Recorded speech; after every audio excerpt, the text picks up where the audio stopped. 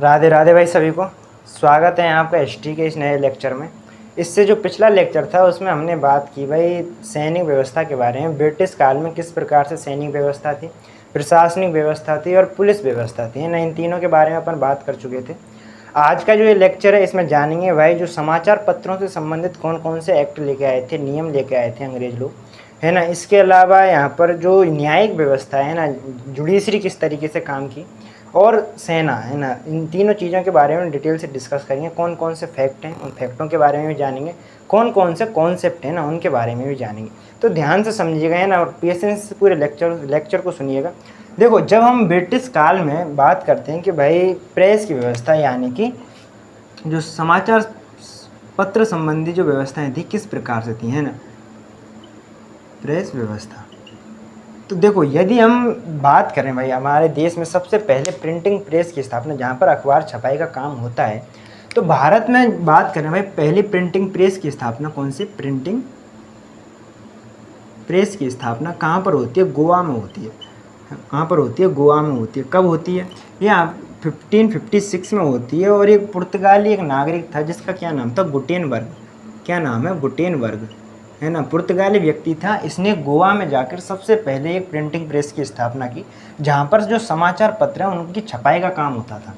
अच्छा, अब बात करें भाई भारत में ईस्ट इंडिया कंपनी ने पूरे तरीके से अधिकार कर रखा। तो यदि ईस्ट इंडिया कंपनी की बात करें, उन्होंने अपनी पहली कहाँ प्रिंटिंग प्रेस स्थापित की? Printing press east India company ने, तो उन्होंने कहाँ पर स्थापित की? उन्होंने मुंबई में जाके स्थापित की, है ना। कहाँ पर? मुंबई में स्थापित की। कब की? 1684 में। 1684 में जाके उन्होंने अपनी जो पहली मुंबई में प्रिंटिंग प्रेस की स्थापना की। यदि बात करते हैं कि भारत में सबसे पहले जो समाचार पत्र है वह कौन सा आया? भारत का पहला समाचार पत्र, है ना, कुछ ये फैक्ट है जो आपको याद रखना है। पहला समाचार पत्र, भारत में पहला समाचार पत्र कौन सा था? क्या नाम था? बंगाल गजट के नाम से था। कौन सा? बंगाल गजट के नाम से था। बंगाल गजट के नाम से था। कब लाया गया? 1780 ईस्वी में ये आया था, है ना, प्रकाशित हुआ था। अच्छा देखो, इसके संपादक कौन थे? संपादक बहुत जरूरी है आपको, है ना। संपादक कौन थे? इसके संपादक थे आपके जेम्स आर्कटक हिक्की। जेम्स आर्कटक हिक्की, क्या नाम है पूरा? जेम्स आर्कटक हिक्की बंगाल गजट के संपादक थे। अच्छा, ये जो अखबार था किस में था? इंग्लिश में था। किस में था? इंग्लिश में, ना। ये चीज़ में आपको सबसे पहला जो अखबार आया था बंगाल गजट आया था, इंग्लिश में था। 1780 में पहली बार प्रकाशित हुआ। और संपादक कौन थे? जेम्स आर्कटक हिक्की, है ना। अगर बात करें भाई ऐसा समाचार पत्र जिसका संपादक एक भारतीय रहा हो स्टार्टिंग में, है ना, तो ऐसा एक समाचार पत्र आया था, उसका नाम भी बंगाल गजट था। क्या नाम था? बंगाल गजट था। क्या नाम था? बंगाल गजट था।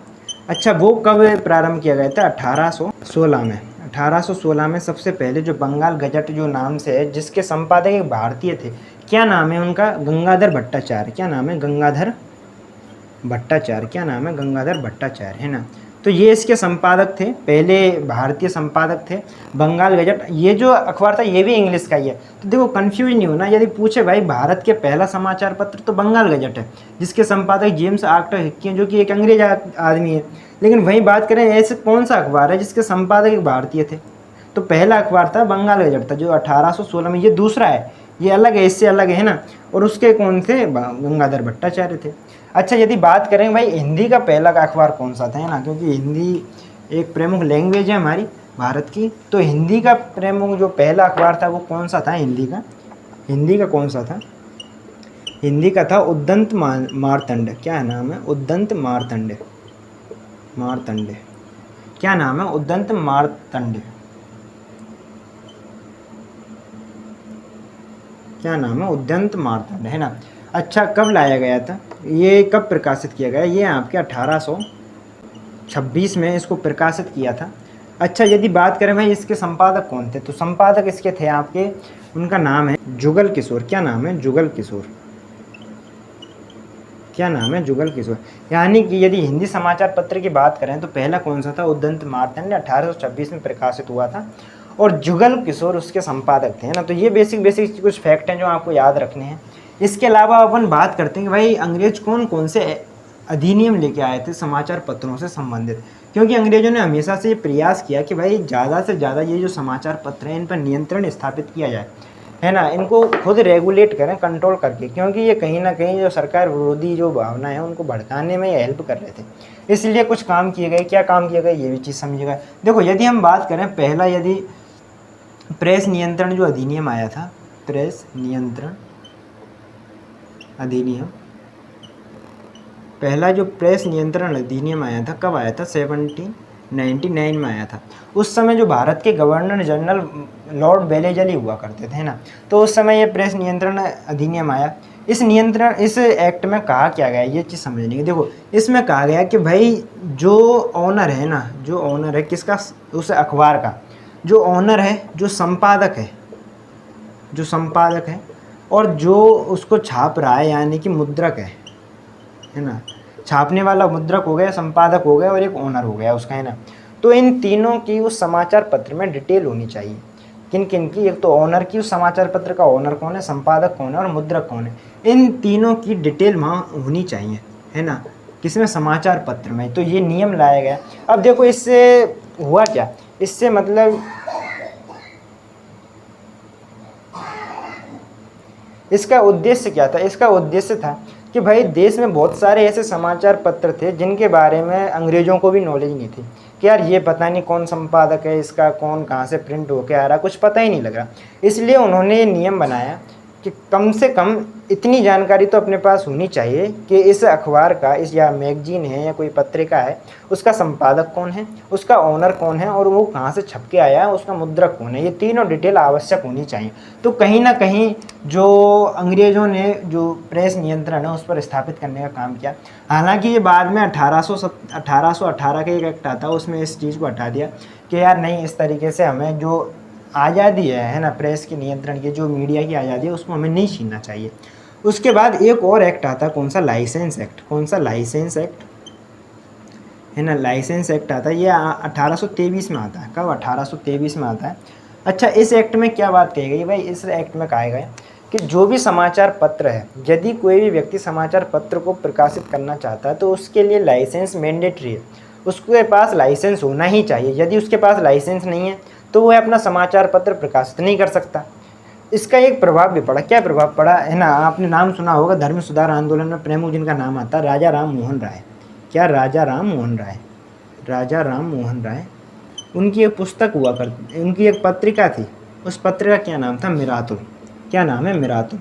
इस मिरातुल अखबार को, ये पत्रिका थी, मैगजीन थी, इसको उन्होंने बंद करना पड़ा क्योंकि इनके पास लाइसेंस नहीं था और लाइसेंस मैंडेटरी हो गया। तो अब देखो सबसे ज़्यादा इससे नुकसान क्या हुआ कि जो देसी जो समाचार पत्र थे, जो बंगाली में, मराठी में, है ना, जो मतलब लोकल लेवल पर जो समाचार पत्र चल रहे थे उनको बैन करना पड़ा, है ना, वो बैन हो गए क्योंकि उनके पास लाइसेंस ही नहीं था।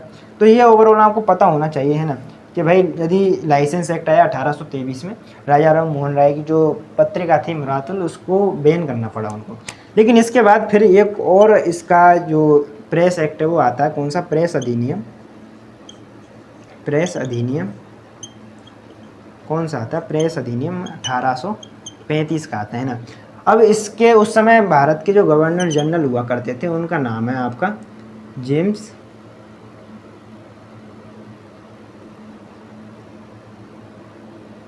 उनका क्या नाम है, चार्ल्स मेटकॉफ। क्या नाम है, चार्ल्स मेटकॉफ। क्या नाम है, चार्ल्स मेटकॉफ। ये उस समय भारत के गवर्नर जनरल हुआ करते थे। उन्होंने ये जो एक्ट है ना, लाइसेंस एक्ट, इसको समाप्त कर दिया इस अधिनियम के तहत, है ना। बोला कि यार ये जो लाइसेंस एक्ट है ये कोई ज़रूरी नहीं है, कंपलसरी नहीं है। लेकिन इन्होंने एक चीज़ ज़रूर बात कही कि भाई जो भी समाचार पत्र है जहाँ से भी प्रकाशित हो रहा है, कम से कम उस स्थान की जानकारी पता होनी चाहिए कि भाई ये बम्बई से प्रकाशित हुआ है या कोलकाता से हुआ है या अहमदाबाद से हुआ, तो उस चीज़ की जानकारी होनी चाहिए, वो मैंडेटरी कर दी। लेकिन ये जो लाइसेंस वाला जो एक्ट था उसको समाप्त कर दिया। इसलिए आप जानते होंगे भाई जो चार्ल्स मेटकॉफ है, चार्ल्स मेटकॉफ को जो भारतीय समाचार पत्र हैं उनके मुक्तिदाता के रूप में जाना जाता है। क्यों जाना जाता है ये आपको पता लगा, क्योंकि इन्होंने लाइसेंस जो एक्ट था उसको समाप्त किया था। इसके बाद यदि हम बात करें प्रमुख प्रेस अधिनियम की, प्रेस नियंत्रण अधिनियम, तो ये वर्नाकुलर प्रेस एक्ट आया था, है ना। कब आया था, 1878 में आया था। कौन सा, vernacular press act. Vernacular press act, क्या नाम है, vernacular press act. Press act कब आया था, 1878 में आया था, है ना। उस समय भारत के जो गवर्नर जनरल हुआ करते थे कौन हुए थे, लॉर्ड लिटन। क्या नाम है, लॉर्ड लेटन उस समय, है ना। अब देखो ये बहुत स्ट्रिक्ट था, है ना, जो मतलब मीडिया थी, जो समाचार पत्र बहुत ज़्यादा इन्होंने प्रभाव डाला।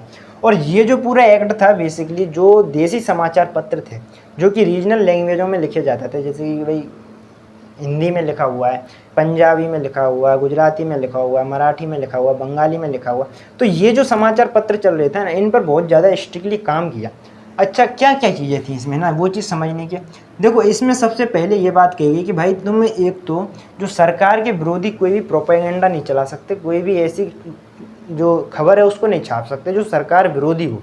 तो ये पूरी तरीके से इस पर कंट्रोल किया गया। इसके अलावा उन्होंने जो सिक्योरिटी मनी होती है उसको उन्होंने रखा, जो संपादक है, जो मुद्रक है, उनसे बोला कि आपको पहले सिक्योरिटी मनी जमा करानी पड़ेगी। और यदि कोई विवाद होता है, यदि तुम ऐसा कोई गलत काम करते हो, यदि इन नियमों का उल्लंघन करते हो, तो जो डिस्ट्रिक्ट मजिस्ट्रेट है जिले का, वो पूरे तरीके से उस विवाद के निपटारे के लिए जिम्मेदार होगा। वही उस पूरे विवाद का निपटारा करेगा, किस तरीके से करेगा वो उसके ऊपर डिपेंड करती है ना। वो उसके ऊपर उसको छोड़ दिया कि भाई ये जो डिस्ट्रिक्ट मजिस्ट्रेट है यही देखेगा यदि तुम इस कानून का उल्लंघन करते हो, है ना। ये भी चीज़ समझ में आ गई आपके। तो ये वर्नाकुलर जो प्रेस एक्ट था, अब इसमें जितने भी देसी जो समाचार पत्र थे ना उन पर नियंत्रण लगा दिया। इसलिए एक पत्रिका थी, कौन सी, अमृत बाजार पत्रिका। कौन सी, अमृत बाजार पत्रिका, है ना, अमृत बाजार पत्रिका, है ना, अमृत बाजार पत्रिका। ये जो पत्रिका थी इसको रातों रात अंग्रेजी में कन्वर्ट कर दिया गया, है ना, किसमें, इंग्लिश में कन्वर्ट कर दिया गया, है ना। ये एक बड़ी, क्योंकि ये जैसे ही एक्ट आया, ये रीजनल लैंग्वेज में पहले आती थी, उसके बाद उन्होंने इस कहीं ये बंद ना हो जाए इसलिए उन्होंने इसको कन्वर्ट कर दिया, किसमें, इंग्लिश में। रातों रात ये पत्रिका चेंज हो गई, इंग्लिश में हो गई, है ना। तो ये वर्नाकुलर प्रेस एक्ट है। 3-4 चीज़ें क्या है भाई, जो देसी समाचार पत्र हैं उनमें तुम सरकार के विरुद्ध कोई भी बात नहीं छाप सकते। उसके अलावा आप जो भी संपादक है उसका या मुद्रक है उसको सिक्योरिटी मनी जमा करानी पड़ेगी उससे पहले, है ना। तो ये सारे नियम थे। उसके बाद अपन देखते हैं कौन सा एक और नियम है 1908 का, है ना, प्रेस नियंत्रण अधिनियम 1908 का। प्रेस नियंत्रण अधिनियम 1908 का था। इसमें क्या बात कही गई, इसमें बात कही गई कि भाई जो भी संपादक है और जो भी मुद्रक है उसको 500 से लेकर उसको 2000 रुपये तक की सिक्योरिटी मनी जमा करानी पड़ेगी। 500 से लेकर 2000 तक की जो भी सिक्योरिटी मनी बनती है वो उसको जमा करानी पड़ेगी। सरकार के विरुद्ध कोई भी तुम मतलब प्रोपेगेंडा नहीं चला सकते, आप कोई गलत खबर नहीं छापोगे, लोगों को उकसाओगे नहीं अंग्रेज़ों के विरुद्ध, इस तरीके से। तो ये जो कानून है ये लाए गए, बाद में इसको भी समाप्त कर देते हैं प्रेस नियंत्रण, है ना, आगे चल के। तो आई थिंक ये जो प्रेस व्यवस्था किस प्रकार से चली, कौन कौन से एक्ट आए, कौन कौन से काम हुए, ये आपके समझ में आए होंगे, है ना, आई थिंक, है ना। अब अपन बात करते हुए प्रमुख अखबार कौन कौन से, कुछ फैक्ट भी अपन याद कर लेते हैं क्योंकि जो क्वेश्चन है वो दरअसल यहाँ से आता है ना। अब कौन कौन से अखबार हैं, जैसे कि हमने बात की भाई, अगर पत्रिका थी, कौन सी थी, अमृत बाजार पत्रिका। किसके बारे में बात की हमने, अमृत बाजार पत्रिका। अच्छा ये जो पत्रिका है इसके संपादक कौन थे, इसके संपादक एक तो थे आपके शिशिर कुमार घोष, क्या नाम है, शिशिर कुमार घोष, और एक और नाम है इनका मोतीलाल घोष, है ना। तो ये दो व्यक्ति थे जिन्होंने ये पत्रिका चलाई, अमृत बाजार पत्रिका। कोलकाता से इसका रेगुलेशन करते थे, वहीं से प्रकाशित होती थी। इसके अलावा जैसे बाल गंगाधर तिलक की दो फेमस पत्रिकाएं, दो फेमस समाचार पत्र थे, कौन से थे, केसरी और मराठा, केसरी एंड मराठा, है ना। दो समाचार पत्र थे, बाल गंगाधर तिलक।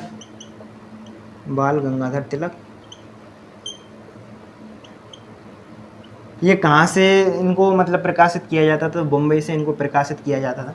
देखो एक चीज़ और ध्यान रख लेना, इसमें जो केसरी जो समाचार पत्र है ना ये इंग्लिश में था, इंग्लिश में छपता था, है ना। नहीं, जो केसरी समाचार पत्र है वो मराठी में छपता था, है ना, किसमें, मराठी में छपता था। लेकिन जो मराठा है वो इंग्लिश में छपता था, है ना। जो केसरी समाचार पत्र है वो मराठी भाषा में, और जो मराठा जो समाचार पत्र था वो इंग्लिश में छपता था, है ना। तो ये एक्स्ट्रा चीज़ आपको याद रखनी है। इसके अलावा जैसे महात्मा गांधी जी के थे, कौन से थे उनके भाई, जैसे नवजीवन हो गया, एक यंग इंडिया हो गया, हरिजन हो गया, है ना। तो ये महात्मा गांधी जी के प्रमुख अखबार थे।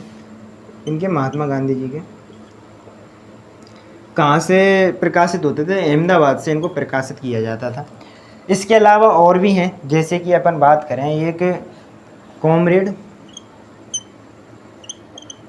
कॉमरेड और हमदर्द, ये 2 समाचार पत्र थे। किसने इनको, कौन इसका संपादक था? तो संपादक जो पाकिस्तान का बाप जिसे हम कहते हैं, क्या नाम है? मोहम्मद अली जिन्ना। क्या नाम है? मोहम्मद अली जिन्ना, है ना। तो मोहम्मद अली जिन्ना, कॉमरेड और जो हमदर्द, ये जो समाचार पत्र हैं उन्होंने दिए। इसके अलावा जैसे और भी बताया, बात करें जैसे अल हिलाल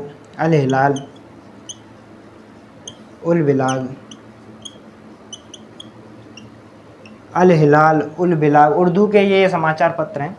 कौन? अबुल कलाम आज़ाद। संपादक कौन है? अबुल कलाम आज़ाद। क्या नाम है? अबुल कलाम आज़ाद। क्या नाम है? अबुल कलाम आज़ाद, है ना। तो ये प्रमुख अखबार हैं। इसके अलावा जैसे अपन और बात करें तो जैसे कि जो एक अखबार था, कौन सा? इंडिपेंडेंस, तो वो मोतीलाल नेहरू थे, उन्होंने प्रकाशित किया। इसके अलावा एक हिंदू जो इंग्लिश में आता था, उसको वीर राघवाचारी उन्होंने प्रकाशित किया। तो इस तरीके से बहुत सारे समाचार पत्र थे, है ना। तो बेसिक की आपको बातें याद होनी चाहिए, है ना। तो आई थिंक जो प्रेस व्यवस्था से संबंधित क्या क्या चीज़ें हैं वो आपके समझ में आएंगी। अब अपन बात करते हैं कि भाई न्याय व्यवस्था से संबंधित क्या अंग्रेजों के काल में काम हुए, है ना। किस प्रकार से जो न्याय व्यवस्था है वो आगे चली। किसके बारे में बात करते हैं? न्याय व्यवस्था के बारे में। किसके बारे में? न्याय व्यवस्था के बारे में। देखो, जब न्याय व्यवस्था की बात करते हैं तो सबसे पहले जो न्याय व्यवस्था का काम किया था वो कौन थे? Warren Hastings. क्या नाम है? वॉरेन हेस्टिंग, है ना। तो उन्होंने सबसे पहले जो न्याय व्यवस्था है इसको ध्यान में रखकर काम किया।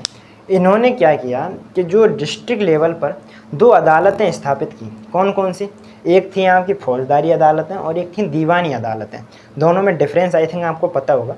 जो दीवानी अदालतें होती हैं उनमें जैसे शादी से संबंधित, तलाक से संबंधित, घर परिवार में झगड़े हो जाते हैं तो उनसे संबंधित जो भी विवाद होते थे तो उनका निपटारा किस में? दीवानी अदालत में। चोरी, डकैती, लूटमार, है ना, और मृत्यु, जैसे कि आपने कोई मर्डर कर दिया तो उनकी किस में सुनवाई होती थी? उनकी फौजदारी जो अदालतें थी उनमें सुनवाई होती थी। तो दोनों में बेसिक डिफरेंस पता होगा। डिस्ट्रिक्ट लेवल पर 2 अदालतें स्थापित की। किसने? वॉरेन हेस्टिंग ने। तो ये चीज़ आपको ध्यान होनी चाहिए।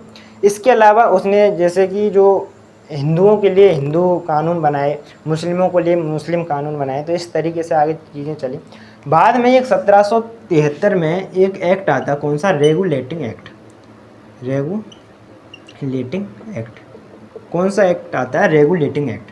अच्छा, इस एक्ट के तहत क्या हुआ कि जो कोलकाता में एक सुप्रीम कोर्ट की स्थापना की। कहाँ? सुप्रीम कोर्ट की स्थापना की कोलकाता में। और उस सुप्रीम कोर्ट के जो पहले जस्टिस बने, मुख्य न्यायाधीश बने, उनका क्या नाम है? Elijah Impey. मुख्य न्यायाधीश कौन थी? Elijah Impey. क्या नाम है? Elijah Impey. तो ये आपको याद रखना है क्योंकि ये क्वेश्चन कई बार आया है। तो जो 1773 का रेगुलेटिंग एक्ट था उसके तहत कोलकाता में एक सुप्रीम कोर्ट की स्थापना हो जाती है। उस स्थापना के बाद जो मुख्य न्यायाधीश हैं उस न्यायालय के कौन बनाए गए? Elijah Impey. ठीक है, इतनी सी बात आई आपकी समझ में। इसके बाद अपन देखते हैं जो वॉरेन हेस्टिंग है, उसके बाद और एक कॉर्नवालिस प्रमुख एक गवर्नर जनरल हुए। कौन? कॉर्नवालिस। उन्होंने और न्याय व्यवस्था में परिवर्तन किया। उन्होंने क्या परिवर्तन किया? उन्होंने एक, देखो, पृथक्करण का काम किया। पृथक्करण, और पृथक्करण किस प्रकार का? देखो, जब वॉरेन हेस्टिंग ने इसकी स्थापना की थी ना न्याय व्यवस्था की, तो न्याय व्यवस्था की इस तरीके से, जैसे कि डिस्ट्रिक्ट लेवल है, उस डिस्ट्रिक्ट लेवल पर देखोगे कि डीएम बैठता है, डिस्ट्रिक्ट मजिस्ट्रेट जिसे हम कहते हैं। डिस्ट्रिक्ट मजिस्ट्रेट कौन होता है? राजस्व का सबसे बड़ा अधिकारी होता है एक जिले में, है ना। जो कलेक्टर हम जिसे कहते हैं, राजस्व का सबसे बड़ा अधिकारी होता है जिले में।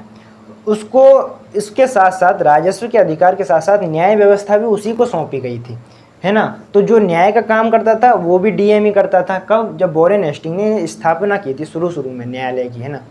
बाद में जब कॉर्नवालिस आता है तो इन दोनों चीज़ों को सेपरेट करता है। कैसे? कि भाई न्यायालय के लिए, जुडिशरी के लिए अलग से अदालतें होनी चाहिए, अलग से लोग होने चाहिए, अलग से जो क्या न्यायाधीश होने चाहिए, और जो राजस्व व्यवस्था है या कहें प्रशासनिक व्यवस्था है वो अलग होनी चाहिए। तो इन दोनों में जो डिफरेंस करने का जो काम किया, पृथक्करण करने का जो काम किया, वो किसने किया? वो कॉर्नवालिस ने किया। और इसके साथ ही इसने जिला न्यायाधीश किसकी स्थापना की? जिला न्यायाधीश की मतलब कि ये डिस्ट्रिक्ट जज की स्थापना की, है ना। एक पद नियुक्त किया इसमें। तो इस तरीके से आगे चीज़ें चली। और बाद में ये कि जो यूरोपीय विचारधारा होती है ना, उस चीज़ को इसने अपनाया। और यूरोपीय विचारधारा कौन सी थी? यूरोपीय विचारधारा थी कि भाई यही कोई बंदा कोई कांड कर देता है, कोई जैसे हत्या कर देता है किसी की, तो उसकी हत्या किस हथियार से की गई है ना, ये ऐसा तो नहीं है, तो उस चीज़ को ध्यान में रख करके अपने को सज़ा नहीं देनी है। तो बोला कैसे, अपने को जब सज़ा देनी है, जब उसको दंड देना है, तो ये चीज़ नहीं देखनी कि उसने कितना बड़ा हथियार काम में लिया, कितने बड़े चाकू से उसने हत्या किया, कितना बड़ा सरिया उसने, है ना, उसने अंजाम घटना को अंजाम देने के लिए उपयोग में लिया। बोला कि इस चीज़ पे ध्यान नहीं देना है, तो किस पे देना है, बोला कि उसके पीछे उस व्यक्ति का इंटेंशन क्या था, उसका उद्देश्य क्या था, उसका पर्पज़ क्या था, है ना, उस चीज़ को ध्यान में रख करके अपने को उस व्यक्ति को दंड देना, उस व्यक्ति को अपने को सज़ा सुनानी है।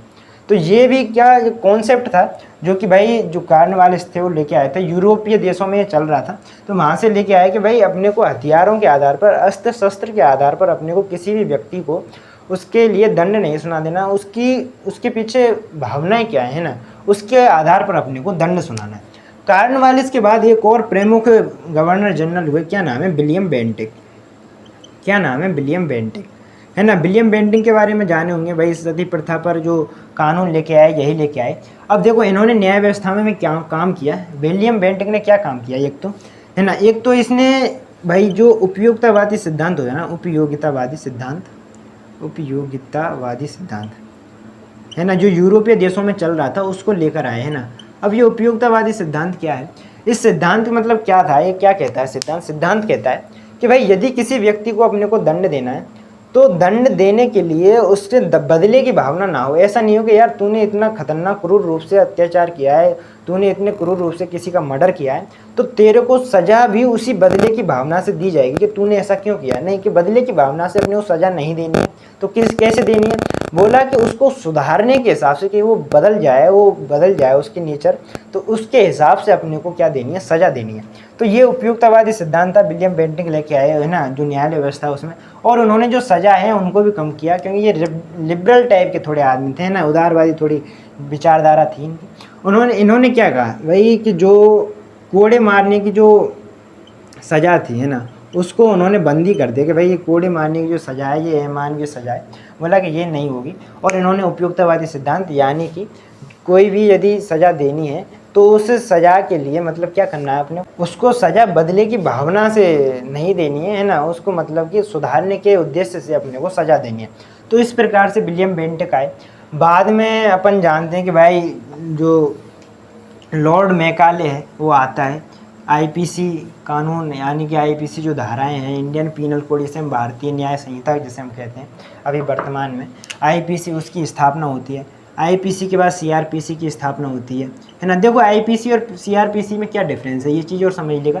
देखो जब हम आईपीसी की बात करते हैं, इंडियन पीनल कोड की बात करते हैं, तो इसमें मतलब क्या होता था कि जैसे आपने कोई अपराध कर दिया, तो उस अपराध के लिए कौन कौन से चार्जेज हैं, कौन कौन सी धाराएं हैं, वो उसमें लिखी रहती थी, किसमें, आईपीसी में, है ना। अब आईपीसी में लिख दी, अब ये पूरा डाटा किसके पास होता था, ये पुलिस वाले के पास होता है ना।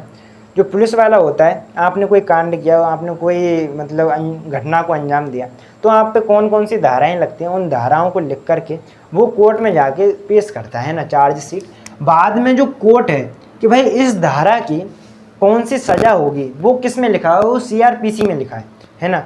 इस जैसे कि आपने कोई घटना को अंजाम दिया, तो उस घटना के लिए जो पुलिस वाले हैं वो तो भाई इस धारा के तहत इसने ये कांड किया है, अब उस धारा के लिए, उस कांड के लिए कौन सी दंड की व्यवस्था है, कौन सा दंड दिया जाएगा, वो किस में लिखा हुआ है, सीआरपीसी में लिखा हुआ है ना। तो ये दोनों में डिफरेंस है। बाद में इन दोनों की स्थापना होती है। सीआरपीसी तो अभी आया था, लेकिन इसी का एक कॉन्सेप्ट था, है ना। ये तो अभी जैसे सीआरपीसी की बात करें तो ये लगभग 1973 में आया था, है ना। ये तो आपका 1860 का है, 1860 का है आईपीसी का, है ना। ये 1973 में आता है, लेकिन कॉन्सेप्ट यहीं से निकल के आया था कि भाई इस तरीके से चीज़ें होनी चाहिए, है ना। बाद में अपन और देखते हैं, इसमें क्या देखते हैं कि एक जो न्याय व्यवस्था है, इसमें एक इल्बर्ट बिल विवाद,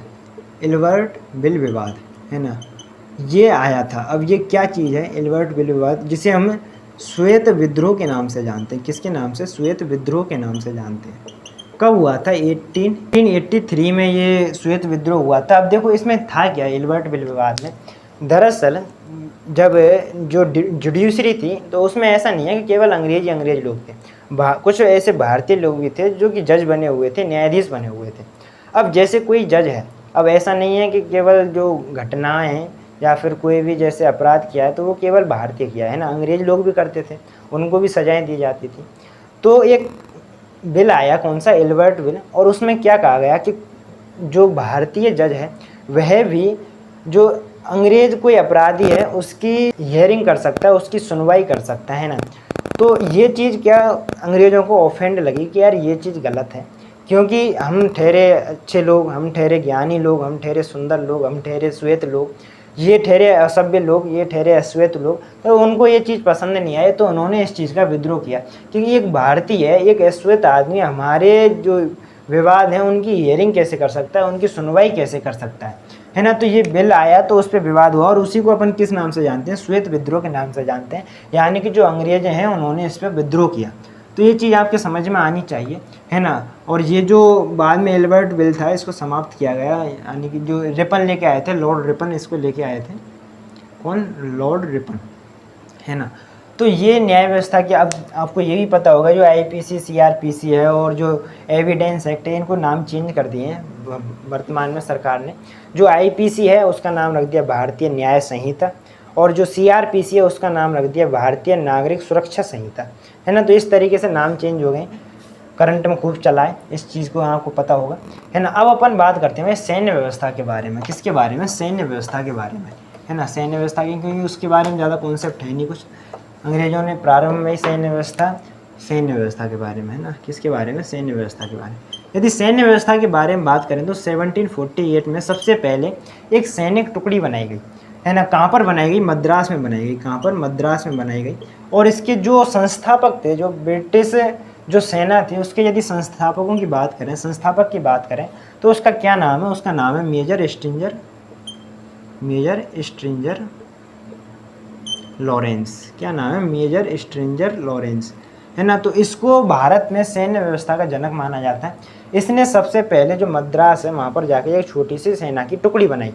क्या उद्देश्य था उसका? उद्देश्य था कि भाई अपनी जो टेरिटरी है, क्योंकि उस समय अंग्रेजों का इतना बड़ा साम्राज्य क्रिएट हुआ नहीं था, उन्होंने कहा कि यार अपने को यदि अपने जो कोठी हैं, जो अपने क्षेत्र हैं, जो अपने केंद्र बने हुए, उनको यदि सुरक्षित करना है तो उसके लिए सेना आवश्यक है।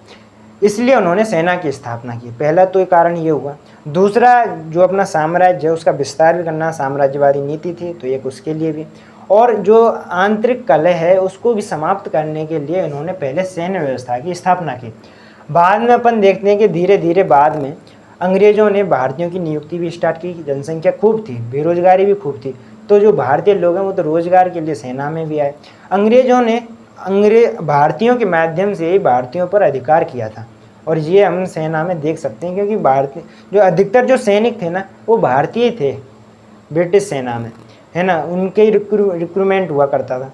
तो ये चीज़ समझने की है ना। बाद में 1857 में ये चीज़ पता लगती है, सैनिक विद्रोह करते हैं, है ना, घटनाएं होती हैं, 1857 की क्रांति होती है लेकिन असफल होती है। उसके बाद पता लगा कि यार केवल सैनिकों को काम करने से काम नहीं चलेगा, केवल सैनिक विद्रोह करें उससे काम नहीं चलेगा। किसानों को भी, विद्यार्थियों को भी, युवा को भी, मजदूरों को भी, महिलाओं को भी, सबको साथ में काम करना पड़ेगा, सबको देश की आज़ादी के लिए लड़ना पड़ेगा, तभी इस देश को हम मुक्त करा सकते हैं, इन अंग्रेज़ों से आज़ादी दिला सकते हैं। तो इस तरीके से जो तीनों हैं, कौन सी भाई, प्रेस व्यवस्था किस तरीके से चली, न्यायिक व्यवस्था किस तरीके से चली, और सैन्य व्यवस्था किस तरीके से चली, है ना। तो आई थिंक ये जो टॉपिक है आपके समझ में आया होगा। आज के लिए इतना ही, धन्यवाद।